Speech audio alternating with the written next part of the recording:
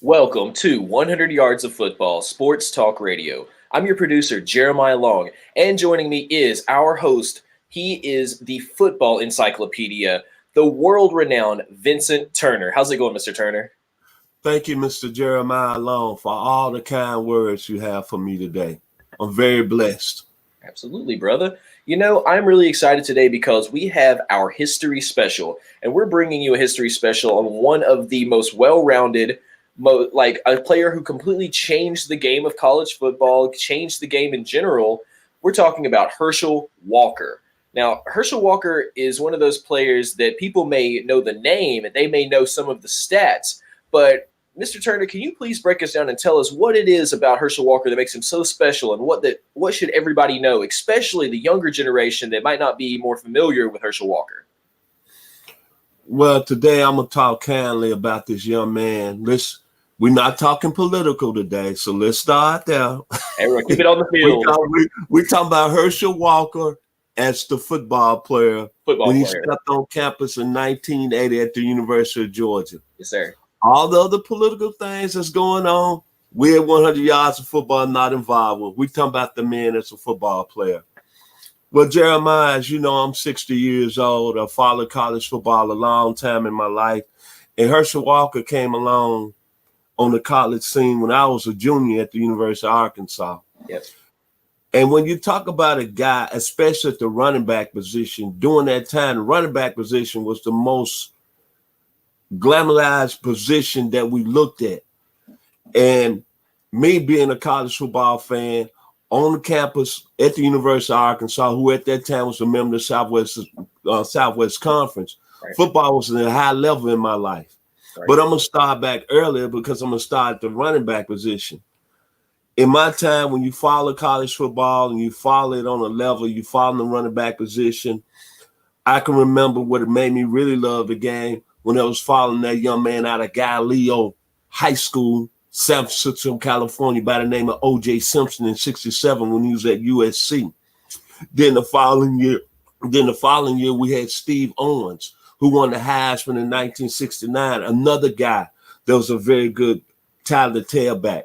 Then another guy, when I turned 13, was John Capoletti out of Penn State University that won the Heisman that year. Then Tony Dorsett coming out of Pittsburgh, Archie Griffin at Ohio State, Woody Green at Arizona State.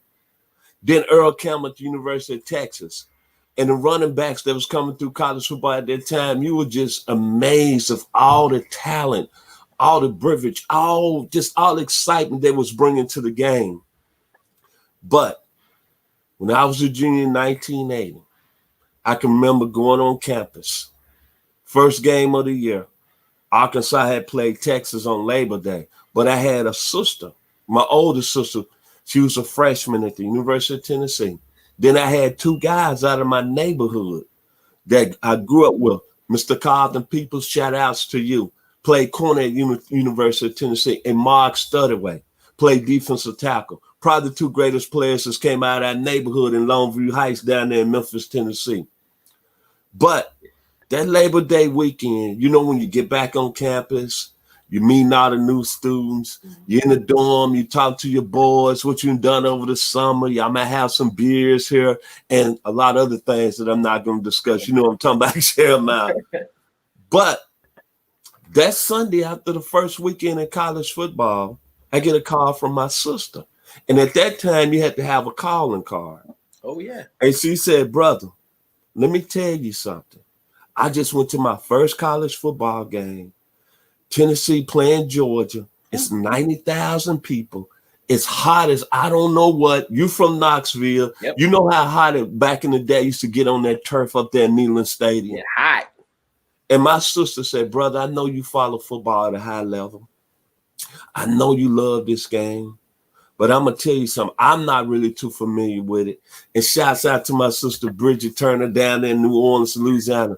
But she said, I ain't seen something that I never, ever seen in my life. She said, I want you to remember this name. This is a true story. Yeah. Labor Day weekend in 1980.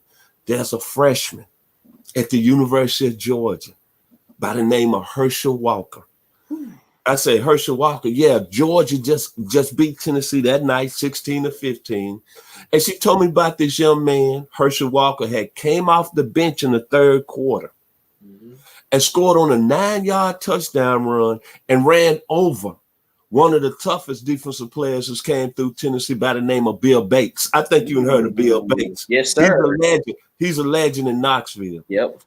Then she said he scored, I believe, on a 16-yard touchdown run. But the thing she told me that stuck out in my mind is that she said he ran over Bill Bates, ran over him, bulldozed him.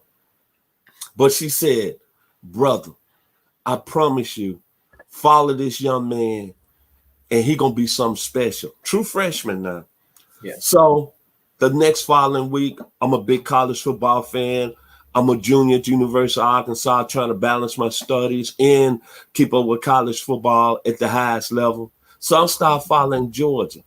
And you know, at halftime, when you follow all those games the weeks on ABC and they got the studio show, I see where they got highlights of Georgia playing Texas A&M. Yeah.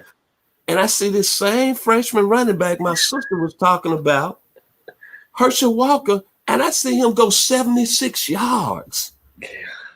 On a sweep, man, against Texas A&M, who was in the conference with Arkansas at the time. Yeah. They had a quarterback named Gary Kubiak.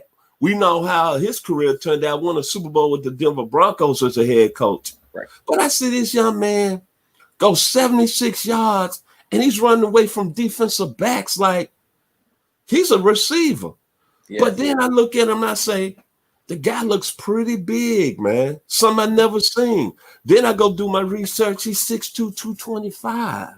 God.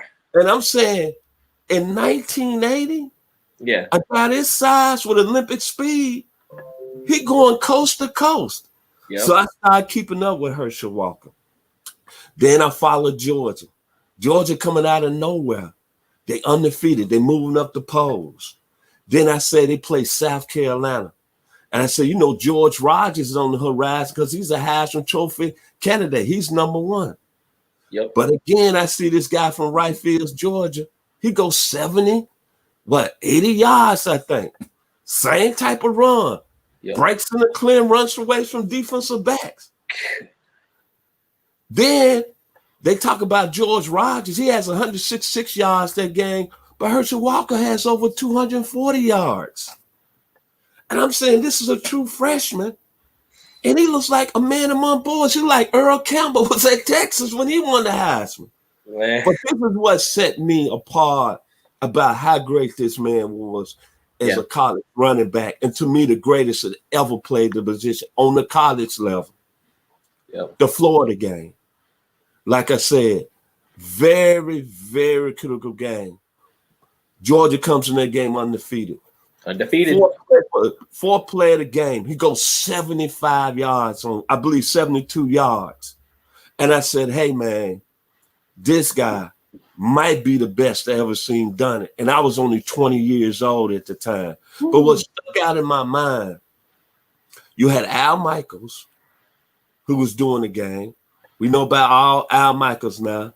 League out in NBC. Then they had the legendary Frank Broyles as the color coordinator, who used to be the former head coach at Arkansas, who at the time was the athletic director. And I remember what Frank Broyles said. He said, in all my years of coaching, I've never seen a guy with that size and speed that runs that fast and can outrun defensive backs who are allegedly 4'5", 4'6" guys. And then when they try to tackle them in an open field, they bounce off them like rubber bands. Right. But then when Georgia on their rise, and then the state of Georgia, I know I'm at the University of Arkansas, and even in Memphis, Tennessee, all eyes are down here in Athens. Mm-hmm. And then I think about that Sports Illustrated cover.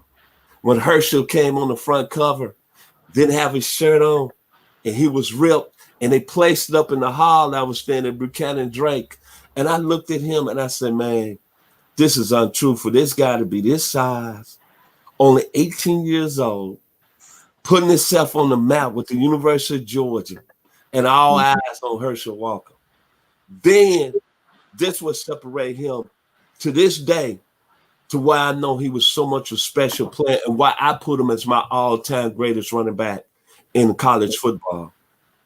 The national championship game against Notre Dame. Yeah. The Notre Dame.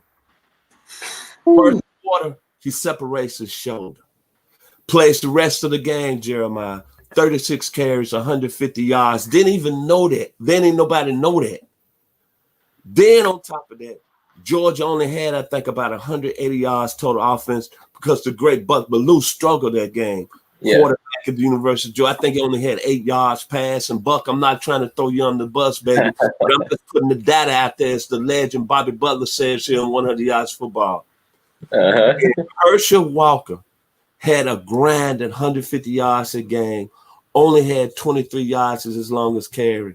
To me, that puts him over everybody. When you're talking about a guy that came into college football, changed the culture, put college football on the map, increased the ratings out of Wrightsville, Georgia. That year went over 1,600 yards. His sophomore year went on 1891. Won the Heisman Trophy his junior year with 1,752 yards, averaged almost 5 yards a carry, over 5,200 yards, career yards in 3 years. Hey, man, it's been no running back in college football that's came along. Even today, we can talk about the great Emmitt Smiths. We can talk about Marcus Allen. We can talk about Trent Richardson. I'm just throwing out there great running backs right now in the SEC. But there's no man that's came on this level, the college level, in Herschel Walker, and changed the face of college football. And to me, that's why I rate him as the greatest college football running back ever. Not pro, I'm talking about college. And then if you want to talk about his stats, left early after his junior year, had over 5,500 yards in the USFL. Then he put another 8,225 yards in the NFL. If you add his pro numbers up, we're talking about 1,300 some yards rushing in his career. And I think it's like 8th or 9th on the list in the NFL all time, behind the greats of Walter Payton, Emmitt Smith, Jim Brown, Barry Sanders. But it is his college career that I'm always going to remember. In the season, 1980. Yeah. One of the most highly decorated, highly recruited football players. Didn't commit to Georgia till April the 6th, 1980. Yes, sir. And really came in the preseason. Nobody really heard of him, but made his name in the first game against our school, the University of Tennessee. Yep. There's been no better football player at the running back position that's came on the scene in college football. And as I said, I've seen a lot of great ones in my early years. O.J. Simpson. Yes. USC. Steve Owens, Oklahoma. Yep. John Capoletti, Penn State. Tony Dorsett, Pitt. The great Walter Payton at Jackson State. Woody Green at Arizona State. Then Earl Campbell at Texas. I thought Earl Campbell was the best college football player I've ever seen. Mm-hmm. But when this young man stepped on the scene in 1980 at the University of Georgia, oh my God, everything changed on the scale at the running back position in college football. Because this young man had the nation, as we say down in the 9-on-1, on fire, like the Ohio players. So today, to end this special, my hat off to the great Herschel Walker, to me, the greatest college football running back that ever put on the cleats. And to his hometown of Wrightsville, Georgia, and to the University of Georgia, go Dogs. Go Dogs. Whew. Man, Herschel Walker. Like, okay, so he is a life-changing player. He's a world-changing player. And his legacy is lasted this long, too, because you see what happens is, as great players, emerge over the years, some of the former great players kind of get, quote, bumped off their pedestal from where they were one of the greatest. But you've just shown, again, Herschel Walker is one of those that, at least so far, he's not been knocked off as being one of, if not the greatest. So for everybody watching, you've been watching one of our history specials. What we do is we bring you great in-depth knowledge about all the greatest players in the football world, whether it be a college player, whether it be an NFL player. Sometimes we're talking about the coaches. Sometimes we'll talk about specific teams. And sometimes we'll talk about entire seasons for certain teams. But what we just like encourage you to do now is make sure to follow us, follow our YouTube, our Facebook, our Twitch channel, and get ready because coming in a couple weeks, we're going to be launching our brand new near daily podcast with the Believe Podcast Network. And for anyone who's listening to us right now on the Believe Podcast Network, thank you for joining us and thank you for downloading our episodes. And please tell everybody about us because we're going to be bringing you like near daily football videos throughout the season. And once we get into draft season, we'll jump right back into the draft season. We've got a lot of surprises lined up for you, including some amazing interviews, some other amazing history specials, and some great team prospects. So for the entire team here, I am the producer, Jeremiah Long. You've been listening to Vincent Turner break down Mr. Herschel Walker himself, and we would just encourage you to come back and watch us every day as we come to you live on 100 Yards of Football Sports Talk Radio. Until then, see you guys later. Bye.